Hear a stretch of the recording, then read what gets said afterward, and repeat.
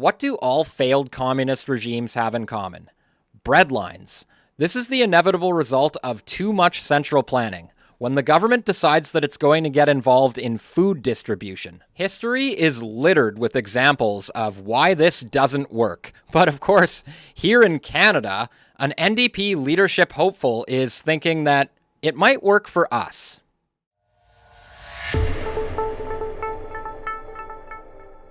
What's up, everybody? Welcome back to another episode of Johnny Says So. And if you're new here, make sure you smash the like button, subscribe to the channel, and leave a comment down below because I want to know what everybody thinks about this wacky idea to nationalize the grocery chains in Canada, or at least add a public option. I want to know your thoughts. Do you think this is going to make things more efficient? Do you think it's really going to make things cheaper? And most importantly, do you trust the government running the country's food supply? So, right off the bat, I have to admit that I've never heard of Avi Lewis before today, but in all fairness, you can't expect me to keep track of such an irrelevant party. So here he is, laying out his plan to nationalize the grocery chains in Canada. You have been good about putting out some policy. I want to ask you about your policy, and this is about grocery stores. You want to do a wealth tax, you want to do a cap on rent increases. People really like hearing that. Talk to me about your plan for grocers, this option that you want to well, listen, this is a fantastically popular policy that I think we can win with. Canadians want to see when you have market failure, like you have these big corporations that dominate every sector. It's the same with the food system, right? 3 big grocery chains, and we know that they price fix and price gouge. We need a public option. You want a public grocery store for people to access. The federal government has the capacity to, at the federal level, with federal money and a national reach, actually negotiate with the distributors of food and actually provide retail, maybe owned by municipalities, to actually provide nonprofit food to people, because people cannot get by when they're paying $300 for a cart of groceries. Just like when the market fails any industry, the government has to step in and actually provide an alternative that is not in the market mindset where everything has to make a big profit. To some people, that will seem like a very socialist policy, getting back to where Canada is politically right now. Are people open to something that could be that far left on the political spectrum? Ask young people what they think is socialism. Taking care of each other instead of this supposedly competitive system we have where actually big players just dominate everything and rip us off. We need a public option. So there's a lot here we could get into, but the most obvious point right off the bat is at the beginning. Notice he said that this is something that Canadians want, and believe it or not, he actually said that this is a platform they think that they can win on. So let's take a look at Avi Lewis's Twitter post here where he reposted the article. Notice it's got 104,000 views and only 511 likes. So let's see how people are weighing in on this one. The problem with socialism is that you eventually run out of other people's money. Margaret Thatcher. We all know where the bulk of our paychecks go, and it isn't groceries. It goes to fat, lazy, greedy, and corrupt politicians. And here you are pushing to take more of it. And here we have the average family expenses. This is a good point. Shelter, 21%. Food, 11.5%. Clothing, 3.1%. And other, I guess that's disposable income, 19.1%. And taxes, 45.3%. And that's my big problem with this. Taxes. Now, he claims right there in the interview that the federal government has the capacity and it has the funds to take this on.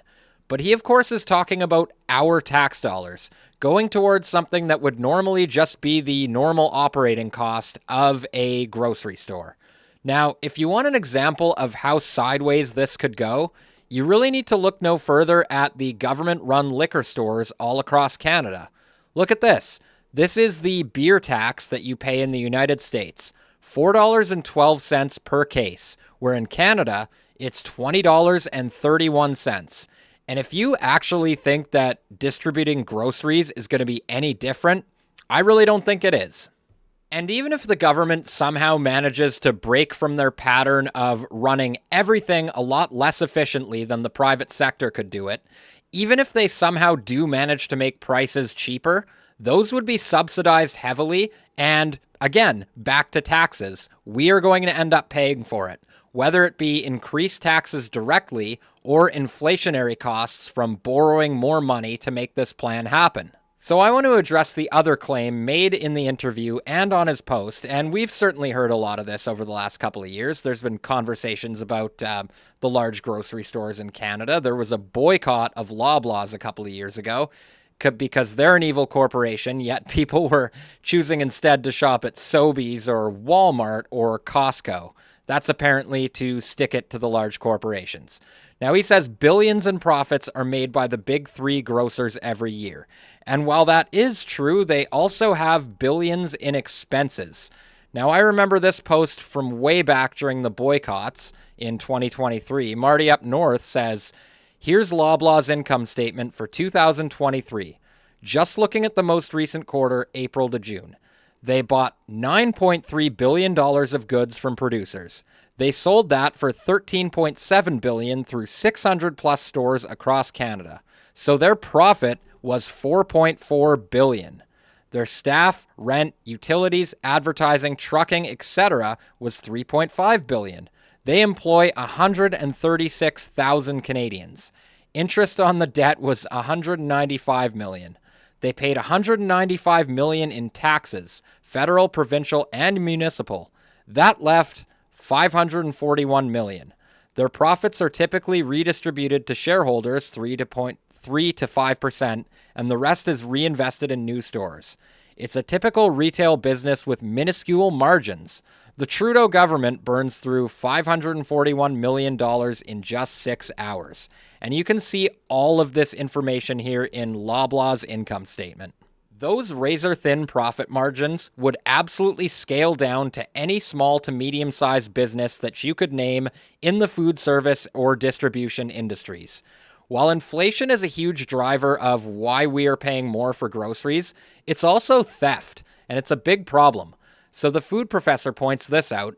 An unknown party is organizing a Steal from Loblaws Day for May 12th. This is not only ridiculous, it's criminal. Look at this, the first annual Steal from Loblaws Day. It's totally preposterous. These people will actively promote stealing from Loblaws because they're an evil corporation, and in the same breath, they'll turn around and they'll complain when you see stuff like this. Atlantic Superstore defends use of plexiglass to prevent organized crime. Shoppers are unconvinced. So of course we've all seen this by now. This is the plexiglass barriers that have come up at Loblaws locations all across the country. Now this is in response to what the article puts in quotes as organized crime, but I don't know what else you would call like carloads full of people running into stores with duffel bags, taking as much meat as they can and running out. And I would call a campaign to have a national Steal from Loblaws Day, I would call that organized, and I would also call it crime. So I don't think they're being hyperbolic when they say organized crime. Now, it's not like I enjoy going to the grocery store and seeing this kind of stuff. I don't like feeling like I'm in some sort of Orwellian police state when I'm just trying to get my groceries. But seriously, what else are these companies supposed to do when they're facing such massive losses due to theft? And these people aren't being caught for this. And if they are, they're just being released on bail the next day. It's absolutely ridiculous. And I really don't think any government-run grocery store is going to look any different. But let me know what you guys think down in the comments. And as always, smash the like button, subscribe to the channel, and I'll see you in the next one. Peace.